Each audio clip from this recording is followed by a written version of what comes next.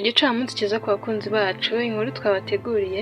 Uwamenyekanye cyane ku mbuga nkoranyambaga nka Kwizera Emeline Ishyanga yashimangiye ko yavukanye ubuzima bushya muri Kristo Yezu nyuma yo kubatizwa mu mazi menshi ku wa 8 Ugushyingo 2025, avuga ko ari intambwe nshya ateye mu buzima bwe nyuma y'ibihe bitoroshye yanyuzemo. Abinyujije ku mbuga nkoranyambaga ze, Emeline yasangije amafoto y'umuhango wo kubatizwa ashimira Imana yamukuyemo ibyaha n'isoni byo mu bihe byahise. Mu butumwa bwe bwuzuye amarangamutima yagize ati: ndagushima Yezu kubw'ubuntu bwawe n'urukundo rwawe, ntabwo nari mbikwiye, nari mubi, nari ikivume, nari uwo gucibwaho iteka, nari uwo gupfa, ariko wampaye izina rishya, inshuti ya Yezu. Haleluya. Emeline yakomeje agira ati: wankuyeho wa mwenda w'isoni unyambika umwenda wera, ndagushima Yezu ko wankuye mu maboko y'umwanzi, nshimira amaraso yawe y'igiciro cyinshi yongeye kunyuza ibyaha byanjye, nshima umusaraba,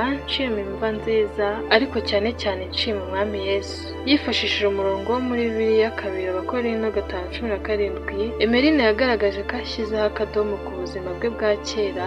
Umuntu wese iyo ari muri Kristo aba ari icyaremwe gishya, ibya kera biba bishize, dore byose bihindutse bishya. Yongeyeho ko ubu nta kintu cy'isi cyangwa umwanzi bizongera kumutera ubwoba, ko yizeye ko ubuzima bwe bushinze imizi muri Yesu Kristo. Yanashyizeho n'undi murongo wo muri Abagalatiya 3:14, aho yavuze ati: sinyirata ikindi uretse umusaraba w'umwami Yesu Kristo, wategetse ko iby'isi bimbera nk'ibibambwe, nanjye nkabera iby'isi nk'ubambwe.